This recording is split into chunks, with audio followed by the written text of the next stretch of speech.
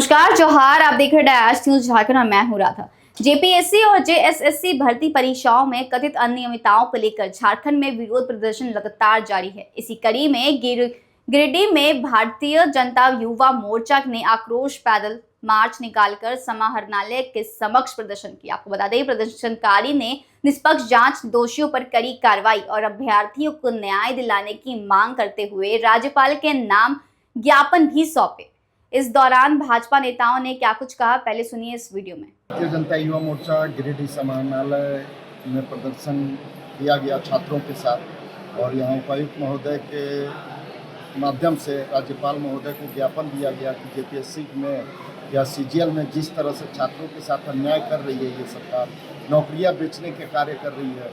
जिस तरह से आप लोगों को ज्ञात होगा सोशल मीडिया या मीडिया के माध्यम से कि कैसे प्री एग्ज़ाम में धांधली हुई, ओएमआर सीट में फिर बदल किया गया, ओएमआर सीट में बाद में एग्ज़ाम होने के बाद उसमें किया गया मार्किंग, और उसके बाद जब ये बात मीडिया के माध्यम से बाहर आया तो भारतीय जनता युवा मोर्चा प्रत्येक जिलों में घेराव का काम किया। उसके बाद अगले दिन जेपीएससी कार्यालय का घेराव हुआ। आनंद फानंद में जेपीएससी के चेयरमैन इस्तीफा देते हैं। उसके बाद सीआईडी को जांच सौंपती है झारखंड सरकार लीपापोती करने के लिए, और उसके माध्यम से भी 11 लोगों की गिरफ्तारी होती है, जिसमें एक गिरफ्तार पाकुड़ से एक सरकारी विभाग में कार्यरत एक कर्मचारी होते हैं जो जेपीएससी लेने वाली एजेंसी में ऑलरेडी वो नौकरी कर रहे होते हैं।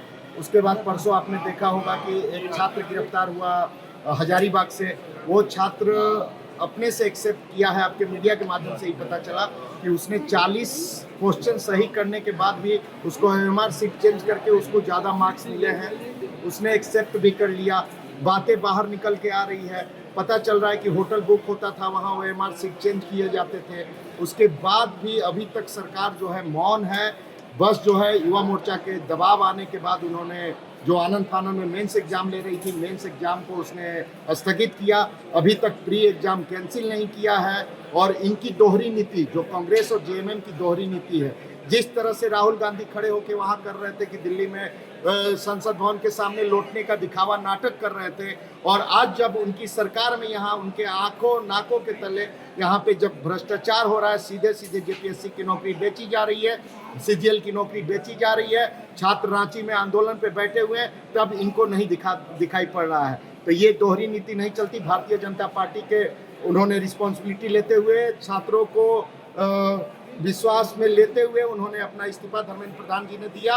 और यहाँ भी हम भारतीय जनता युवा मोर्चा छात्रों के संग खड़े हैं, उनके आंदोलन का समर्थन करते हैं, और साथ ही सरकार से और राज्यपाल महोदय के माध्यम से मांग करते हैं कि इस भ्रष्ट सरकार को हटाया जाए, और हेमंत सोरेन जो यहाँ के शिक्षा मंत्री हैं, और उनको भी इस्तीफा देना चाहिए इस प्रकरण में।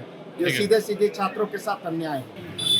आज भारतीय जनता पार्टी युवा मोर्चा की तरफ से जेपीएससी में धांधली, सट्टेबाजी जो सरकार हेमंत सरकार कर रही है उसके खिलाफ में प्रदर्शन था, और हम लोग छात्र के उसका आंदोलन में साथ देने के हम लोग काम कर रहे हैं। और हेमंत सरकार से हम लोग एक मांग करते हैं, आपकी अगर राज्य नहीं संभल पा रहा है तो आप इस्तीफा दें, क्योंकि छात्रों के साथ ही जो अन्याय हो रहा है, अपना मेहनत करते हैं हमारे झारखंड के छात्र, और उसका नौकरी बेचा जाता है, तो बहुत ही शर्म की बात। इसी सरकार को रहना न रहना उचित नहीं है। इसलिए हम लोग मांग करते हैं कि जब तक सरकार इस्तीफा नहीं दे तब तक हम लोग एक आंदोलन जारी है। भाजपा नेताओं का कहना है कि भर्ती परीक्षाओं में सामने आ रही कथित अनियमितताओं से राज्य के लाखों युवाओं का भविष्य प्रभावित हुआ है। उन्होंने सरकार से पारदर्शी भर्ती प्रक्रिया सुनिश्चित करने और पूरे मामले की उच्च स्तरीय जांच कर दोषियों पर सख्त कार्रवाई की मांग की है। आपको बता दें, भाजयुमो ने चेतावनी दी है कि यदि अभ्यर्थियों की मांगों पर जल्द कार्रवाई नहीं हुई तो आंदोलन को पूरे राज्य में और व्यापक बनाया जाएगा।